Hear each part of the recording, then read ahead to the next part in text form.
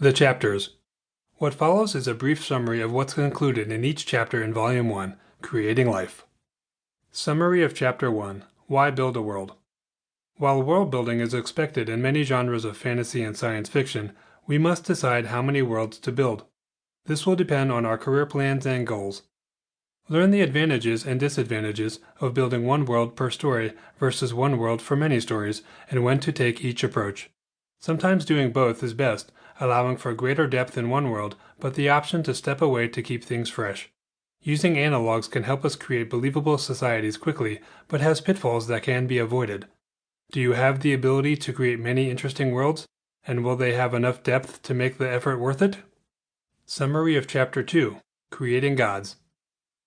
Our species will invent gods to believe in, even if we don't invent them, so we may need some deities for people to reference in dialogue, whether praying or swearing. In science fiction, belief in gods may still exist, despite or even because of advances in science. In fantasy, priests often call on a god to heal someone, and this requires having invented the gods. Pantheons offer advantages over a lone god, including dynamic relationships between them and the species. Half-gods and demigods are other options that help us create myths and legends to enrich our world, especially if gods can be born, die, or be visited in their realm. Myths about how the gods or species came to exist help people understand the purpose of their lives and what awaits them in death. Symbols, appearance, patronage, and willingness to impact the lives of their species all color a pantheon and world. Gods also create places people can visit or items that can fall into the wrong hands, offering possibilities for stories. Summary of Chapter 3, Creating a Species. Audiences are familiar with using the word race to distinguish between humanoids, especially in fantasy, but species may be a more appropriate term. This chapter explores the meaning and implications of both words, with some examples of which one to use, when, and why. Creating a species is challenging and time-consuming, but the risks and rewards can be navigated and achieved respectively.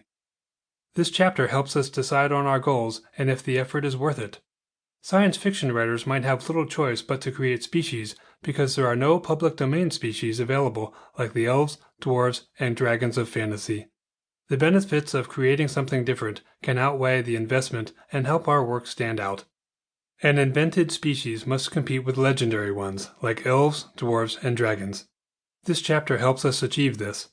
Starting with habitat helps us decide on physical adaptations that affect their minds, outlook, and society, and what a typical settlement might be like, and even whether or not they live in jointly formed settlements.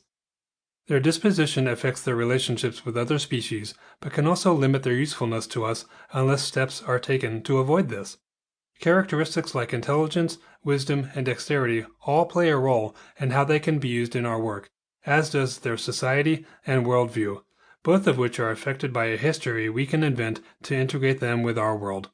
Their familiarity with the supernatural and technology influences their prominence and how they compare to other life in our world. Summary of Chapter 4, Creating World Figures. Villains, heroes, and more give our characters admired or despised individuals who've shaped the world and inspired them. Using Earth analogs can speed up invention of such world figures, though it's best to change some details to obfuscate the similarities. Living figures can provide ongoing usefulness, but the deceased can cast a long shadow too.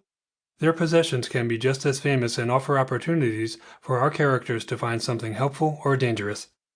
Family, friends, and enemies also provide ongoing possibilities for their life to impact our current characters. Summary of Chapter 5, Creating Monsters. The difference between monsters, species, and animals is largely sophistication and numbers. Many monsters are created by accidents that turn an existing species or animal into something else, but sometimes monsters are created on purpose. In the latter case, it's especially important to decide who caused this. A monster's habitat has an impact on its usefulness and sets the stage for creating atmosphere and characterization that will largely define our audience's experience with it before the terrifying reveal. Its motivation in life or in our work also determines what it does and the sort of trouble it's causing for our species.